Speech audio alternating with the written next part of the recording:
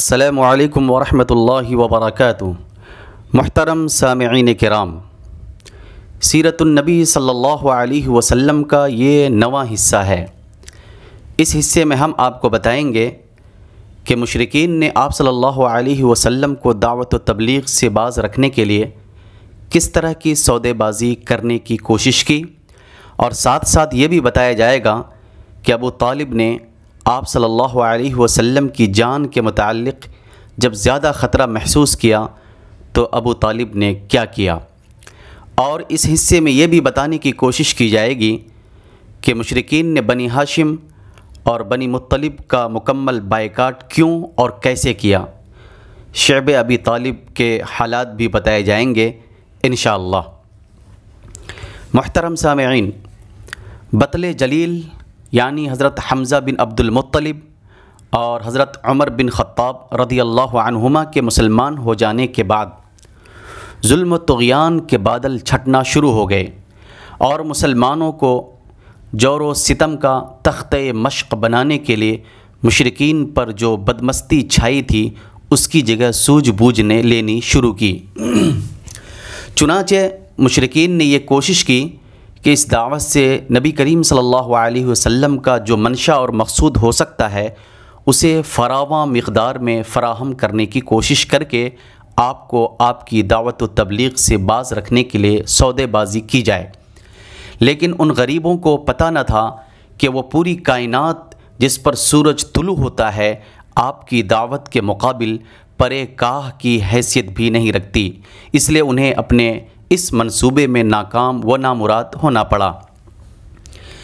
ابن اسحاق نے یزید بن زیاد کے واسطے سے محمد بن کعب قرظی کا یہ بیان نقل کیا ہے کہ مجھے بتایا گیا کہ عتبہ بن ربیعہ نے جو سردار قوم تھا ایک روز قریش کی محفل میں کہا، اور اس وقت رسول اللہ صلی اللہ علیہ وسلم مسجد حرام میں ایک جگہ تنے تنہا تشریف فرما تھے، اور اس نے کہا کہ قریش کے لوگوں، کیوں نہ میں محمد کے پاس جا کر ان سے گفتگو کروں اور ان کے سامنے چند امور پیش کروں، ہو سکتا ہے وہ کوئی چیز قبول کر لیں، تو جو کچھ وہ قبول کر لیں گے اسے دے کر ہم انہیں اپنے آپ سے باز رکھیں گے۔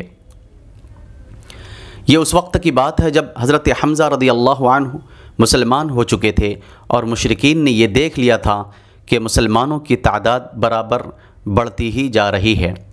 مشرکین نے کہا، ابو الولید آپ جائیے اور ان سے بات کیجئے۔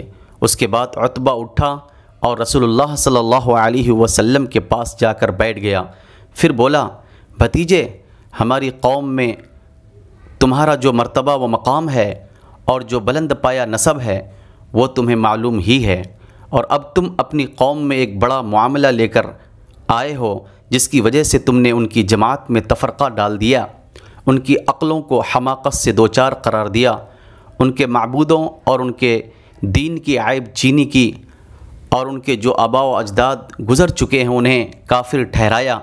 لہٰذا میری بات سنو، میں تم پر چند باتیں پیش کر رہا ہوں، ان پر غور کرو، ہو سکتا ہے کوئی بات قبول کر لو۔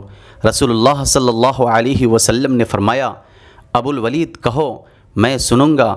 ابو الولید نے کہا، بھتیجے یہ معاملہ جسے تم لے کر آئے ہو، اگر اس سے تم یہ چاہتے ہو کہ مال حاصل کرو تو ہم تمہارے لیے اتنا مال جمع کیے دیتے ہیں کہ تم ہم میں سب سے زیادہ مالدار ہو جاؤ، اور اگر تم یہ چاہتے ہو کہ اعزاز و مرتبہ حاصل کرو تو ہم تمہیں اپنا سردار بنائے لیتے ہیں، یہاں تک کہ تمہارے بغیر کسی معاملے کا فیصلہ نہ کریں گے، اور اگر تم چاہتے ہو کہ بادشاہ بن جاؤ تو ہم تمہیں اپنا بادشاہ بنائے لیتے ہیں، اور اگر یہ جو تمہارے پاس آتا ہے کوئی جن بھوت ہے جسے تم دیکھتے ہو لیکن اپنے آپ سے دفع نہیں کر سکتے تو ہم تمہارے لیے اس کا علاج تلاش کیے دیتے ہیں، اور اس سلسلے میں ہم اپنا اتنا مال خرچ کرنے کو تیار ہیں کہ تم شفایاب ہو جاؤ، کیونکہ کبھی کبھی ایسا ہوتا ہے کہ جن بھوت انسان پر غالب آ جاتا ہے اس کا علاج کروانا پڑتا ہے۔ عتبہ یہ باتیں کہتا رہا اور رسول اللہ صلی اللہ علیہ وسلم سنتے رہے۔ جب فارغ ہو چکا تو آپ صلی اللہ علیہ وسلم نے فرمایا، ابو الولید تم فارغ ہو گئے؟ اس نے کہا، ہاں آپ صلی اللہ علیہ وسلم نے فرمایا اچھا اب میری سنو۔ اس نے کہا ٹھیک ہے سنوں گا۔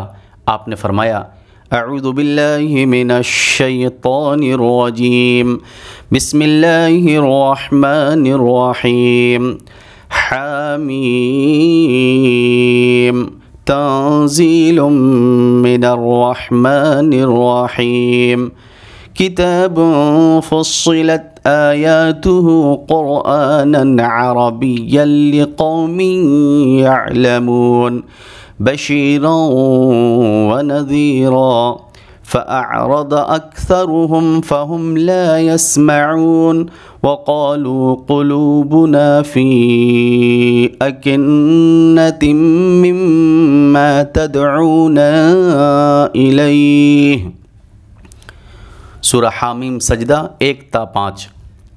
ترجمہ: حامیم یہ رحمان و رحیم کی طرف سے نازل کی ہوئی ایسی کتاب ہے جس کی آیتیں کھول کھول کر بیان کر دی گئی ہیں۔ عربی قرآن ان لوگوں کے لیے جو علم رکھتے ہیں بشارت دینے والا اور ڈرانے والا ہے، لیکن اکثر لوگوں نے اعراض کیا اور وہ سنتے نہیں۔ کہتے ہیں کہ جس چیز کی طرف تم ہمیں بلاتے ہو اس کے لیے ہمارے دلوں پر پردہ پڑا ہوا ہے۔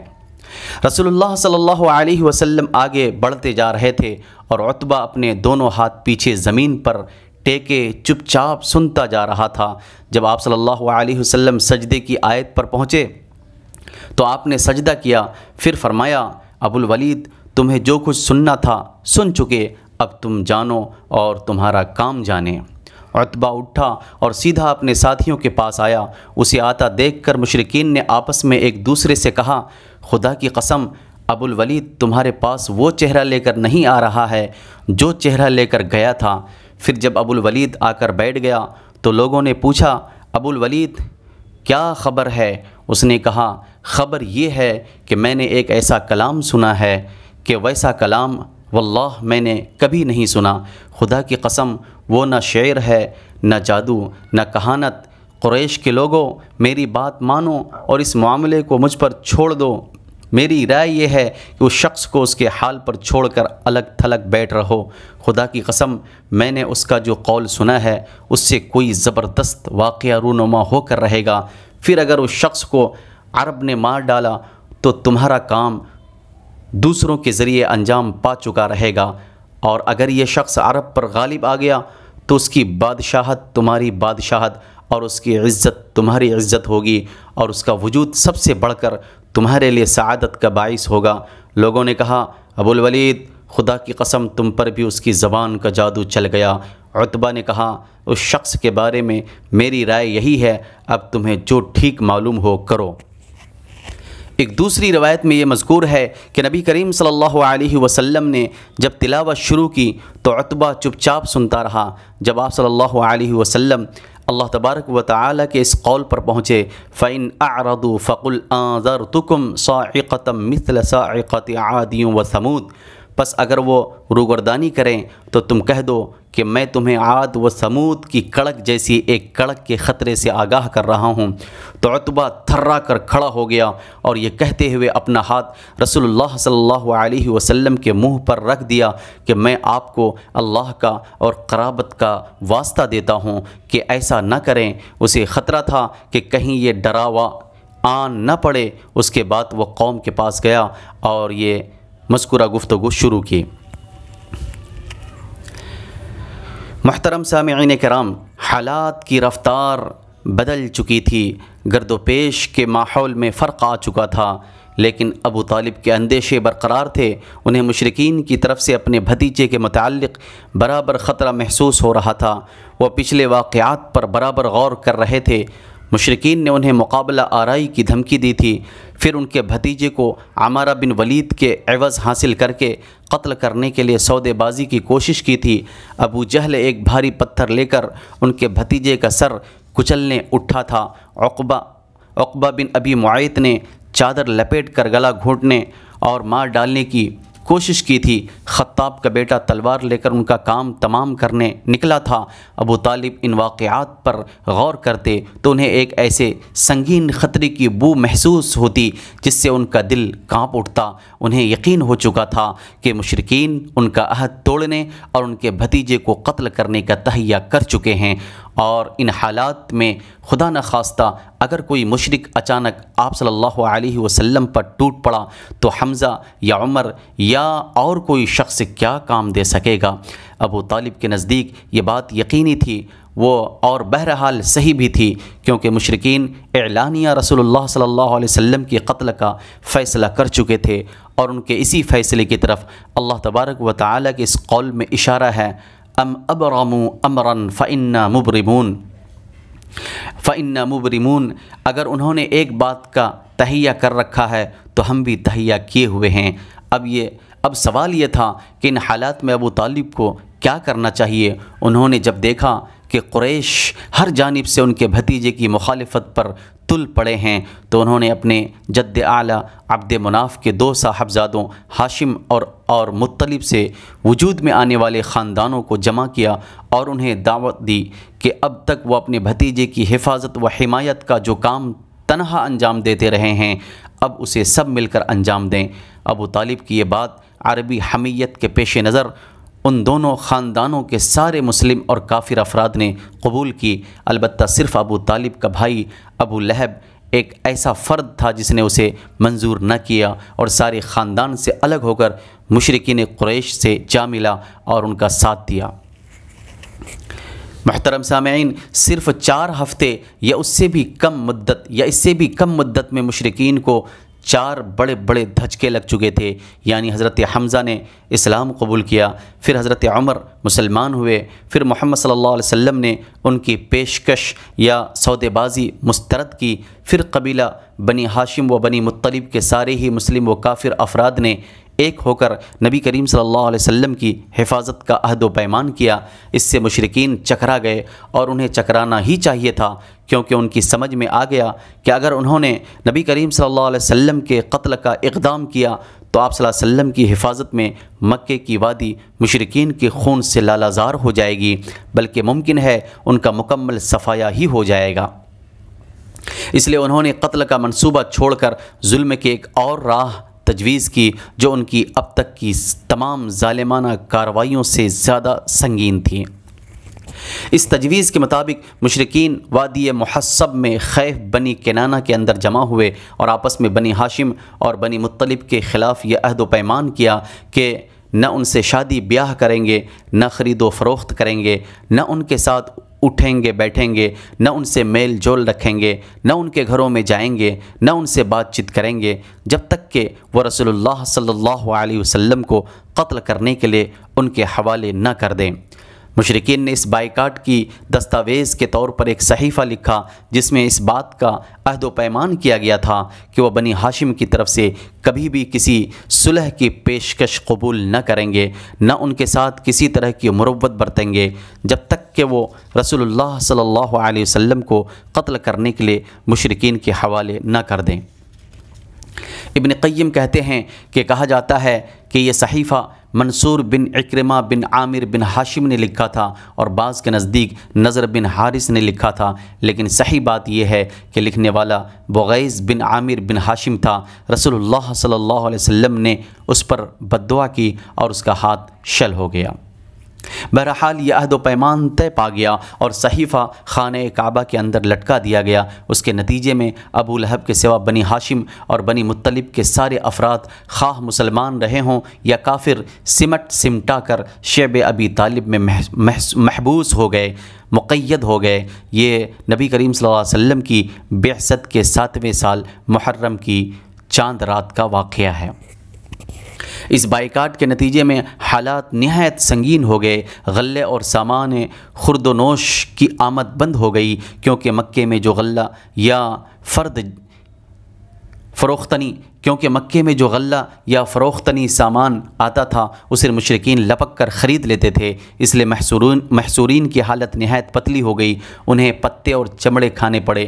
فاقہ کشی کا حال یہ تھا کہ بھوک سے بلکتے ہوئے بچوں اور عورتوں کی آوازیں گھاٹی کے باہر سنائی پڑتی تھیں۔ ان کے پاس بمشکل ہی کوئی چیز پہنچ پاتی تھی، وہ بھی پس پردہ۔ وہ لوگ حرمت والے مہینوں کے علاوہ باقی ایام میں اشیاء ضرورت کی خرید کے لیے گھاٹی سے باہر نکلتے بھی نہ تھے۔ وہ اگرچہ ان قافلوں سے سامان خرید سکتے تھے جو باہر سے مکہ آتے تھے، لیکن ان کے سامان کے دام بھی مکے والے اس قدر بڑھا کر خریدنے کے لیے تیار ہو جاتے تھے کہ محصورین کے لیے کچھ خریدنا مشکل ہو جاتا تھا۔ حکیم بن حزام جو حضرت خدیجہ رضی اللہ عنہا کا بھتیجا تھا، کبھی کبھی اپنی پھوپھی کے لیے گیہوں بھجوا دیتا تھا۔ ایک بار ابو جہل سے سابقہ پڑ گیا، وہ غلہ روکنے پر اڑ گیا، لیکن ابو البختری نے مداخلت کی اور اسے اپنی پھوپھی کے پاس گیہوں بھجوانے دیا۔ ادھر ابو طالب کو رسول اللہ صلی اللہ علیہ وسلم کے بارے میں برابر خطرہ لگا رہتا تھا، اس لیے جب لوگ اپنے بستروں پر جاتے تو وہ رسول اللہ صلی اللہ علیہ وسلم سے کہتے کہ تم اپنے بستر پر سو رہو۔ مقصد یہ ہوتا کہ اگر کوئی شخص آپ کو قتل کرنے کی نیت رکھتا ہو تو دیکھ لے کہ آپ کہاں سو رہے ہیں۔ پھر جب لوگ سو جاتے تو ابو طالب آپ کی جگہ یعنی آپ صلی اللہ علیہ وسلم کی جگہ بدل دیتے، یعنی اپنے بیٹوں، بھائیوں اور بھتیجوں میں سے کسی کو رسول اللہ صلی اللہ علیہ وسلم کے بستر پر سلا دیتے اور رسول اللہ صلی اللہ علیہ وسلم سے کہتے کہ تم اس کے بستر پر چلے جاؤ۔ اس محصوری کے باوجود رسول اللہ صلی اللہ علیہ وسلم اور دوسرے مسلمان حج کے ایام میں باہر نکلتے تھے اور حج کے لیے آنے والوں سے مل کر انہیں اسلام کی دعوت دیتے تھے۔ اس موقع پر ابو لہب کی جو حرکت ہوا کرتی تھی اس کا ذکر اس سے بہت سارے بیانات میں ہو چکے ہیں، اس سے پہلے بہت سارے بیانات میں ہو چکے ہیں۔ ان حالات پر پورے 3 سال گزر گئے، یعنی شیب ابی طالب کی گھاٹی میں شیب ابی طالب میں 3 سال گزر چکے۔ اس کے بعد محرم 10 نبوی میں صحیفہ چاک کیے جانے اور اس ظالمانہ عہد و پیمان کو ختم کیے جانے کا واقعہ پیش آیا۔ اس کی وجہ یہ تھی کہ شروع ہی سے قریش کے کچھ لوگ اگر اس عہد و پیمان سے راضی تھے تو کچھ ناراض بھی تھے، اور انہی ناراض لوگوں نے اس صحیفے کو چاک کرنے کی تگ و دو کی۔ اس کا اصل محرک قبیلہ بنو عامر بن لوئی کا ہشام بن عمرو نامی ایک شخص تھا۔ یہ رات کی تاریکی میں چپکے شیب ابی طالب کے اندر غلہ بھیج کر بنو ہاشم کی مدد بھی کیا کرتا تھا۔ یہ زہیر بن ابی امیہ مخزومی کے پاس پہنچا۔ زہیر کی ماں عاتقہ عبد المطلب کی صاحبزادی یعنی ابو طالب کی بہن تھیں، اور اس سے کہا، زہیر کیا تمہیں یہ گوارا ہے کہ تم تو مزے سے کھاؤ پیو اور تمہارے ماموں کا وہ حال ہے جسے تم جانتے ہو؟ زہیر نے کہا، افسوس میں تنہا کیا کر سکتا ہوں، ہاں اگر میرے ساتھ کوئی اور آدمی ہوتا تو میں اس صحیفے کو پھاڑنے کے لیے یقیناً اٹھ پڑتا۔ اس نے کہا، اچھا تو ایک آدمی اور موجود ہے؟ پوچھا، کون ہے؟ میں کہا، میں ہوں۔ زہیر نے کہا، اچھا تو اب تیسرا آدمی تلاش کرو۔ اس پر ہشام مطعم بن عدی کے پاس گیا اور بنو ہاشم اور بنو مطلب سے جو کہ عبد مناف کی اولاد تھے مطعم کے قریبی نسبی تعلق کا ذکر کر کے اسے ملامت کی کہ اس نے اس ظلم پر قریش کی ہمنوائی کیوں کر کی۔ یاد رہے کہ مطعم بھی عبد مناف ہی کی نسل سے تھا۔ مطعم نے کہا، افسوس میں تنہا کیا کر سکتا ہوں۔ ہشام نے کہا، ایک آدمی اور موجود ہے۔ مطعم نے پوچھا، کون ہے؟ ہشام نے کہا، میں۔ مطعم نے کہا، اچھا ایک تیسرا آدمی تلاش کرو۔ ہشام نے کہا، یہ بھی کر چکا ہوں۔ پوچھا، وہ کون ہے؟ کہا، زہیر بن ابی امیہ۔ مطعم نے کہا، اچھا تو اب چوتھا آدمی تلاش کرو۔ اس پر ہشام بن عمرو ابو البختری بن ہشام کے پاس گیا اور اس سے بھی اسی طرح کی گفتگو کی جیسی مطعم سے کی تھی۔ اس نے کہا، بھلا کوئی اس کی تائید بھی کرنے والا ہے؟ ہشام نے کہا، ہاں۔ پوچھا، کون؟ کہا، زہیر بن ابی امیہ، مطعم بن عدی اور میں۔ اس نے کہا، اچھا تو اب پانچواں آدمی ڈھونڈو۔ اس کے لیے ہشام زمعہ بن اسود بن مطلب بن اسد کے پاس گیا اور اس سے گفتگو کرتے ہوئے بنو ہاشم کی قرابت اور ان کے حقوق یاد دلائے۔ اس نے کہا، بھلا جس کام کے لیے مجھے بلا رہے ہو اس سے کوئی اور بھی متفق ہے؟ ہشام نے اس بات میں جواب دیا اور سب کے نام بتلائے۔ اس کے بعد ان لوگوں نے جحون کے پاس جمع ہو کر آپس میں یہ عہد و پیمان کیا کہ صحیفہ چاک کرنا ہے۔ زہیر نے کہا میں ابتدا کروں گا، یعنی سب سے پہلے میں ہی زبان کھولوں گا۔ صبح ہوئی تو سب لوگ حسب معمول اپنی اپنی محفلوں میں پہنچے۔ زہیر بھی ایک جوڑا زیب تن کیے ہوئے پہنچا۔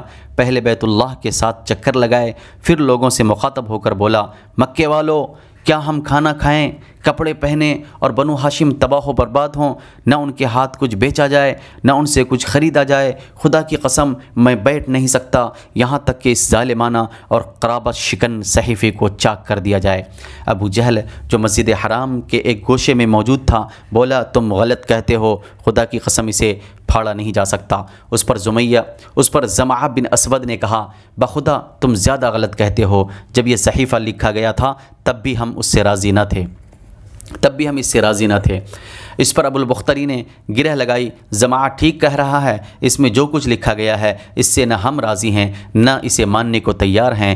اس کے بعد مطعم بن عدی نے کہا تم دونوں ٹھیک کہتے ہو اور جو اس کے خلاف کہتا ہے غلط کہتا ہے۔ ہم اس صحیفے سے اور اس میں جو کچھ لکھا ہوا ہے اس سے اللہ کے حضور برأت کا اظہار کرتے ہیں۔ پھر ہشام بن عمرو نے بھی اسی طرح کی بات کہی۔ یہ ماجرا دیکھ کر ابو جہل نے کہا یہ بات رات میں طے کی گئی ہے اور اس کا مشورہ یہاں کے بجائے کہیں اور کیا گیا ہے۔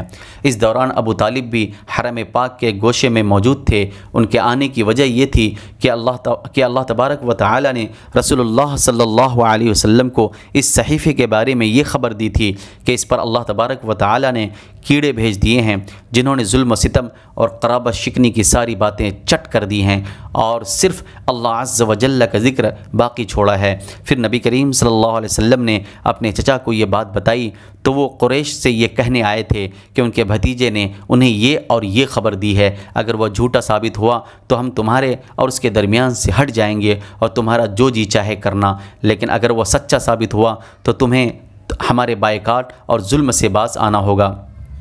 اور اس پر قریش نے کہا تھا آپ انصاف کی بات کہہ رہے ہیں۔ ادھر ابو جہل اور باقی لوگوں کی نوک جھونک ختم ہوئی تو مطعم بن عدی صحیفہ چاک کرنے کے لیے اٹھا۔ کیا دیکھتا ہے کہ واقعی کیڑوں نے اس کا صفایا کر دیا ہے، صرف بسمک اللہم باقی رہ گیا ہے اور جہاں جہاں اللہ کا نام تھا وہ بچا ہے، کیڑوں نے اسے نہیں کھایا تھا۔